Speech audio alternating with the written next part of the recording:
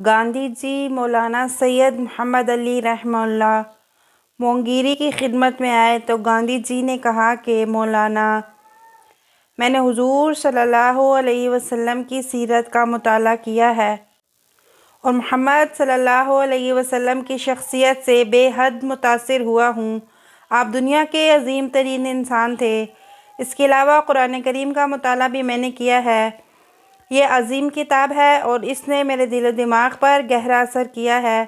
حضرت مونگیری علیہ الرحمہ ان کی باتوں کو خاموشی سے سنتے رہے اور جب گاندھی جی اپنی بات کہہ چکے تو حضرت نے پوچھا، مجھے تو آپ اسلام کی وہ بات بتائیے جو آپ کو پسند نہیں آئی اور حضرت صلی اللہ علیہ وسلم کی سیرت کے اس کمزور پہلو سے آگاہ کیجیے جسے آپ نے اچھا نہیں سمجھا۔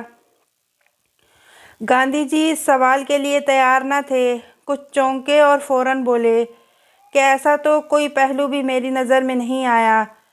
اس پر حضرت مونگیری رحمہ اللہ نے بڑا جرأت مندانہ سوال کیا کہ تو پھر آپ نے ابھی تک اسلام قبول کیوں نہیں کیا؟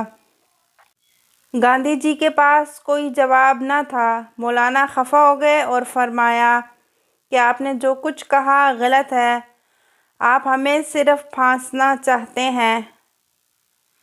صیاد بھی پرندوں کو پکڑنے کے لیے انہی کی بولیاں بولا کرتا ہے تاکہ وہ ان کو پکڑ لے۔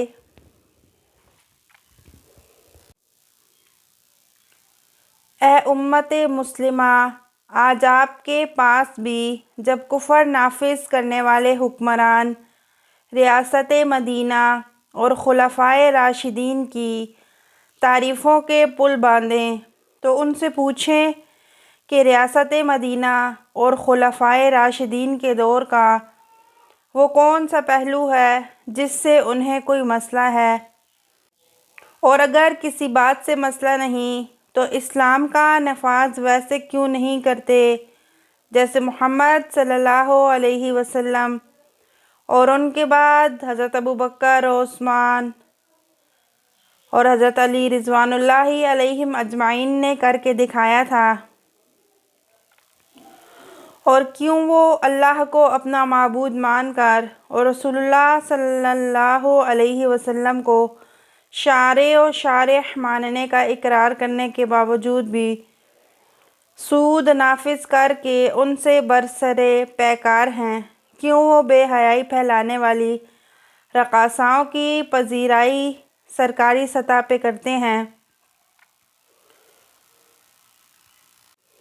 کیوں ان کے حلقہ احباب میں واضح اسلام دشمنی رکھنے والے لوگ موجود ہیں؟